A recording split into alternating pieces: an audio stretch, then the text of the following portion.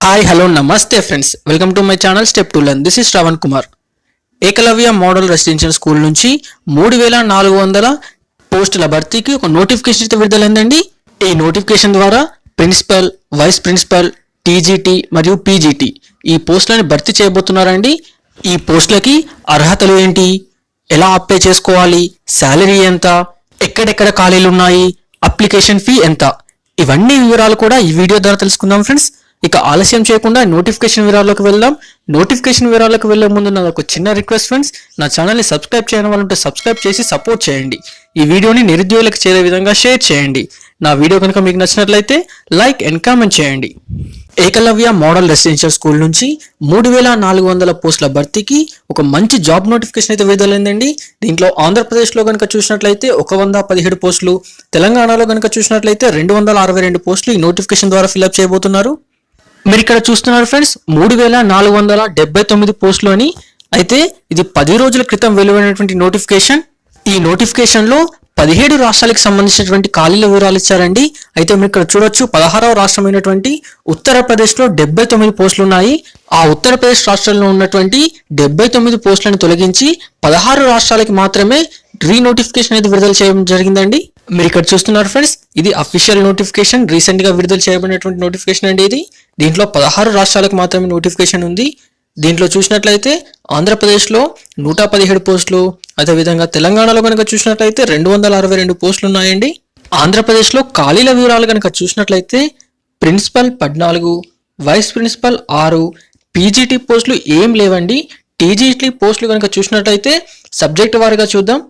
English 20, అదేవిధంగా హిందీ కనుక చూసినట్లయితే 16, మ్యాథ్స్ 21, సైన్స్ 20, సోషల్ స్టడీస్ 20, మొత్తంగా కలిపి 117 పోస్టులతో ఆంధ్రప్రదేశ్లో ఖాళీలు అనేవి ఇక్కడ చూపించారండి. తెలంగాణలోని ఖాళీలు కనుక చూసినట్లయితే ప్రిన్సిపల్ 11, వైస్ ప్రిన్సిపల్ 6, అంతేకాకుండా టీజీటీ పీజీటీ 2 ఖాళీలు కూడా ఇక్కడ ఉన్నాయండి. ముందుగా పీజీటీ సబ్జెక్ట్ వారిగా చూసినట్లయితే English 7, Hindi 7, physics 7, chemistry 7, maths 7, economics 7, biology 7, history 7, Geography 7, commerce 7, IT 7. ఇవి పీజీటీలోని ఖాళీల వివరాలండి. అదేవిధంగా టీజీటీలో ఖాళీల వివరాలు కనుక చూసినట్లయితే English 34, Hindi 32, maths 34, science 34, social studies 34, మొత్తంగా కలిపి 262 పోస్టులతో ఈ తెలంగాణలో ఖాళీలనని చూపించారండి. ఒకసారి ఈ పోస్టులకి education qualifications, age limit, experience వివరాలు కనుక చూసినట్లయితే ముందుగా ప్రిన్సిపల్ పోస్టుకు చూద్దామండి. ఏజ్ లిమిట్ కనుక చూసినట్లయితే మాక్సిమం ఏజ్ లిమిట్ 50 సంవత్సరాలుగా మెన్షన్ చేశారు. అంతేకాకుండా కేటగిరీ వైజ్ రిలాక్సేషన్స్ కూడా ఉంటాయి. అదేవిధంగా ఎడ్యుకేషన్ క్వాలిఫికేషన్స్ కనుక చూసినట్లయితే మాస్టర్స్ డిగ్రీ పూర్తి చేసుకొని ఉండాలండి. అలాగే బీఈడి లేదా బీఈడికి సరిపాటి విద్యా అర్హత కలిగి ఉండాలి. అంతేకాకుండా హిందీ మరియు ఇంగ్లీష్ మీడియంలో బోధించే సామర్థ్యాన్ని కలిగి ఉండాలి. అదేవిధంగా 10 సంవత్సరాల వైస్ ప్రిన్సిపల్ లేదా పీజీటీ లేదా టీజీటీ బోధించిన అనుభవం అనేది ఉండాలండి. వైస్ ప్రిన్సిపల్ పోస్ట్కి గనక చూసినట్లయితే ఈ పోస్ట్కి 45 సంవత్సరాల ఏజ్ లిమిట్ మెన్షన్ చేశారండి. వీటితో పాటు కేటగిరీ వైజ్ రిలాక్సేషన్స్ అన్ని కూడా ఉంటాయి. ఆ రిలాక్సేషన్స్ ఎలా ఉండబోతున్నాయి అనేది క్వాలిఫికేషన్ వివరాలు చెప్పిన తర్వాత వాటి గురించి చెప్తానండి. ముందుగా వైస్ ప్రిన్సిపల్ పోస్ట్కి ఎడ్యుకేషన్ క్వాలిఫికేషన్ కనుక చూసినట్లయితే మాస్టర్స్ డిగ్రీని కంప్లీట్ చేసి ఉండాలండి. బీఈడి లేదా బీఈడికి సరిపాటి విద్యార్హత కలిగి ఉండాలి. అంతేకాకుండా హిందీ మరియు ఇంగ్లీష్ మీడియంలో బోధించే సామర్థ్యాన్ని కలిగి ఉండాలి. అంతేకాకుండా 2 years ఎక్స్పీరియన్స్ అడుగుతున్నారండి పీజీటీగా. అలాగే 3 సంవత్సరాల రెసిడెన్షియల్ స్కూల్ ఎక్స్పీరియన్స్ ఉన్న వారికి ముందుగా అవకాశం కల్పిస్తారని మెన్షన్ చేశారండి. ఇది కంపల్సరీ కాదు, డిజరబుల్ గా మాత్రమే మెన్షన్ చేశారు, కాబట్టి అభ్యర్థులు గమనించవచ్చు. ఇప్పుడు పీజీటీ పోస్టుల గురించి చూసినట్లయితే దీనికి ఏజ్ లిమిట్ 40 సంవత్సరాలుగా మెన్షన్ చేశారండి. వీటితో పాటు కేటగిరీ వైజ్ రిలాక్సేషన్స్ కూడా వర్తిస్తాయి. అంతేకాకుండా ఎడ్యుకేషన్ క్వాలిఫికేషన్ కనుక చూసినట్లయితే 2 సంవత్సరాల integrated post graduation course complete చేసి ఉండాలి.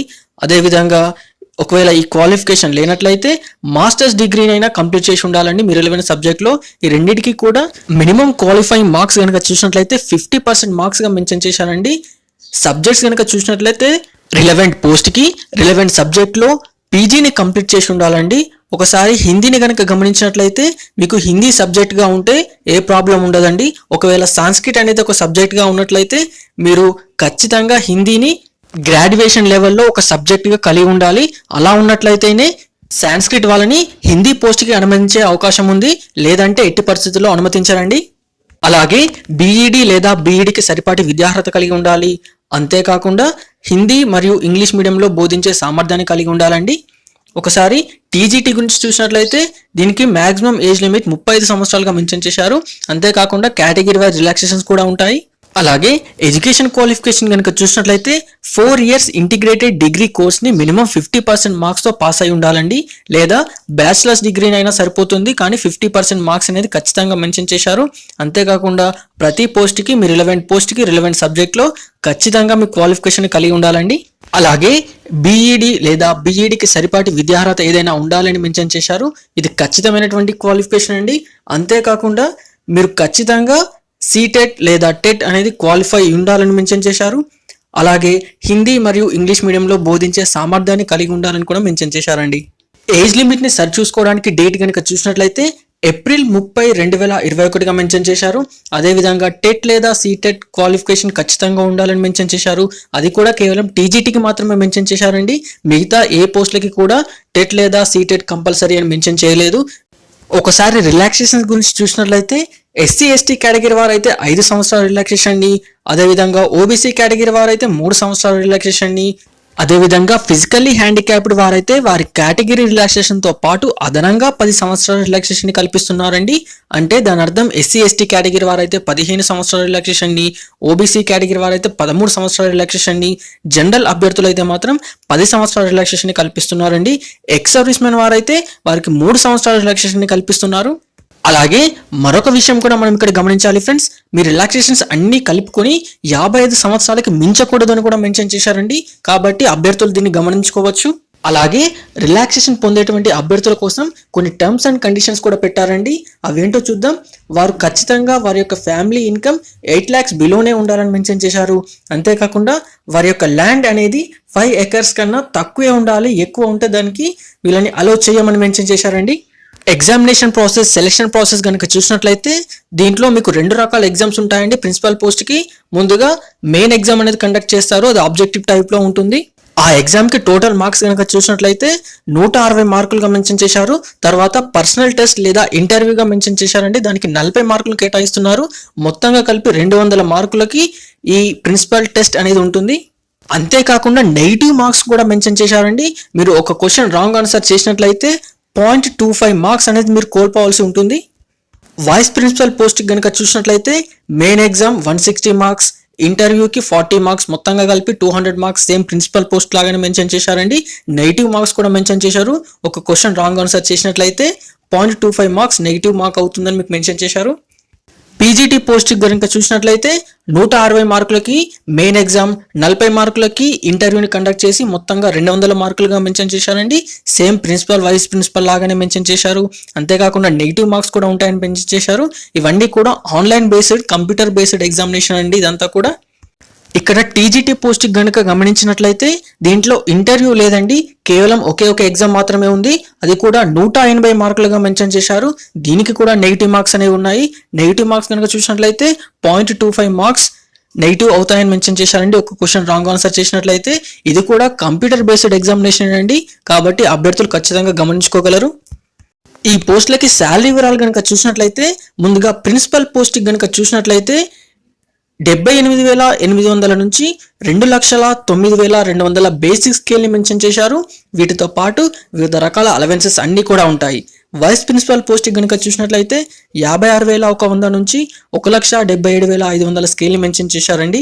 పీజీటీ పోస్టులకు కనుక చూసినట్లయితే 47,600 నుంచి 1,51,100 స్కేల్ని మెన్షన్ చేశారు. అదేవిధంగా టీజీటీ పోస్టులకు కనుక చూసినట్లయితే 44,900 నుంచి 1,42,400 స్కేల్ని మెన్షన్ చేశారండి. మీ ఎగ్జామినేషన్ కనుక చూసినట్లయితే కంప్యూటర్ బేస్డ్ ఎగ్జామినేషన్ అండి. అంతేకాకుండా మీ యొక్క ఎగ్జామ్ మీడియం కనుక చూసినట్లయితే హిందీ మరియు ఇంగ్లీష్ రెండు మీడియంలలో క్వశ్చన్ పేపర్ అనేది ఉంటుందని మెన్షన్ చేశారు. కాబట్టి ఆసక్తి గల అభ్యర్థులు ఎవరైనా ఉన్నట్లయితే తప్పకుండా అప్లై చేసుకోండి ఫ్రెండ్స్. అప్లై చేసుకోవడానికి అప్లికేషన్ ప్రాసెస్ ఆల్రెడీ ప్రారంభించబడింది. ఏప్రిల్ 1, 2021 నుంచే ప్రారంభించబడింది. అప్లై చేసుకోవడానికి చివరి తేదీ కనుక చూసినట్లయితే ఏప్రిల్ 30, 2021గా మెన్షన్ చేశారు. ఫీ పేమెంట్ చేయడానికి మే 1, 2021గా మెన్షన్ చేశారండి చివరి తేదీని. అలాగే మీరు అప్లికేషన్ ప్రాసెస్లో ఏమైనా రాంగ్ చేసినట్లయితే కరెక్షన్ చేసుకోవడానికి కూడా డేట్ ఇచ్చారండి. మే 4, 2021 నుంచి మే 6, 2021గా మెన్షన్ చేశారు. అంతేకాకుండా ఎగ్జామినేషన్ షెడ్యూల్ అనేది కూడా ఇక్కడ మెన్షన్ చేశారండి. మే లాస్ట్ వీక్లో లేదా జూన్ ఫస్ట్ వీక్లో ఉండొచ్చు అని మెన్షన్ చేశారు. అలాగే ఎగ్జామినేషన్ కూడా షిఫ్ట్ సిస్టంలో ఉంటుందని మెన్షన్ చేశారండి. ఫస్ట్ షిఫ్ట్ కనుక చూసినట్లయితే మార్నింగ్ ఉంటుంది 9 to 12 వరకు. అదేవిధంగా సెకండ్ షిఫ్ట్ కనుక చూసినట్లయితే ఆఫ్టర్నూన్ 3 నుంచి 6 వరకు ఉంటుందని మెన్షన్ చేశారండి. అర్హతలు ఉన్నవారు ఎన్ని పోస్టులకైనా అప్లై చేసుకోవచ్చు. కానీ పీజీటీ, టీజీటీలలో ఏదో ఒకదానికి మాత్రమే చేసుకోవాలి. వైస్ ప్రిన్సిపల్, ప్రిన్సిపల్ వారికి మాత్రం దాంట్లో కూడా అవకాశం ఉంటే వాటికి కూడా చేసుకోవచ్చు అని మెన్షన్ చేశారండి. అలాగే అప్లికేషన్ ప్రాసెస్ కనుక చూసినట్లయితే ముందుగా మీరు ఈమెయిల్ ఐడి మరియు మొబైల్ నెంబర్ ద్వారా రిజిస్ట్రేషన్ చేసుకోవాల్సి ఉంటుంది. రిజిస్ట్రేషన్ చేసుకున్న తర్వాత మీరు అప్లికేషన్ ఫామ్ని ఫిలప్ చేయవలసి ఉంటుంది. అది స్టెప్ 1, స్టెప్ 2లో జరిగిపోతుందండి. స్టెప్ 3లో కనుక చూసినట్లయితే మీరు మీ యొక్క డాక్యుమెంట్స్ని అప్లోడ్ చేయవలసి ఉంటుంది. స్టెప్ 4 కనుక చూసినట్లయితే మీరు ఫీ పేమెంట్ చేయాల్సి ఉంటుందండి. ఒకసారి అప్లికేషన్ ఫీ ఇక్కడ చూడండి ఫ్రెండ్స్. ప్రిన్సిపల్ మరియు వైస్ ప్రిన్సిపల్కి చూసినట్లయితే 2000 రూపాయలుగా మెన్షన్ చేశారండి. పీజీటీ మరియు టీజీటీకి చూసినట్లయితే 1500గా మెన్షన్ చేశారు. అప్లికేషన్స్ ఫీ మాత్రం చాలా ఎక్కువగానే ఉన్నాయని చెప్పవచ్చు. కానీ ఎస్సీ, ఎస్టీ, ఫిజికల్లీ హ్యాండిక్యాప్డ్ వారికి ఎలాంటి అప్లికేషన్ ఫీ లేదని మెన్షన్ చేశారండి. కాబట్టి అభ్యర్థులకు ఇది కొంచెం ఊరటగా చెప్పుకోవచ్చు. అలాగే మీరు ఇక్కడ చూస్తున్నారు ఫ్రెండ్స్, ఆంధ్రప్రదేశ్లోని ఎగ్జామినేషన్ సెంటర్స్ మరియు వాటి యొక్క కోడ్స్ ఇవన్నీ గుర్తుపెట్టుకోండి ఫ్రెండ్స్. అదేవిధంగా ఇక్కడ చూస్తున్నారు తెలంగాణలోని ఎగ్జామినేషన్ సెంటర్స్ మరియు వాటి యొక్క కోడ్స్ అనేవి ఇక్కడ చూస్తున్నారు. కాబట్టి ఆసక్తి గల అభ్యర్థులు ఎవరైనా ఉన్నట్లయితే తప్పకుండా అప్లై చేసుకోండి ఫ్రెండ్స్. అప్లై చేసుకోవడానికి అఫీషియల్ వెబ్సైట్ని కింద డిస్క్రిప్షన్లో మెన్షన్ చేశాను. ఆ లింక్ ద్వారా మీరు నేరుగా అప్లై చేసుకోవచ్చు. అలాగే ఇలాంటి ఎప్పటికప్పుడు లేటెస్ట్ జాబ్ అప్డేట్ మీకు తెలియాలంటే నా ఛానల్ని సబ్స్క్రైబ్ చేసిన తర్వాత బెల్ ఐకాన్ ప్రెస్ చేయండి. ఈ వీడియోని నిరుద్యోగులకు చేరే విధంగా షేర్ చేయండి. Thank you friends. మరో మంచి జాబ్ అప్డేట్తో మళ్ళీ మీ ముందుంటాను. Until then, bye bye.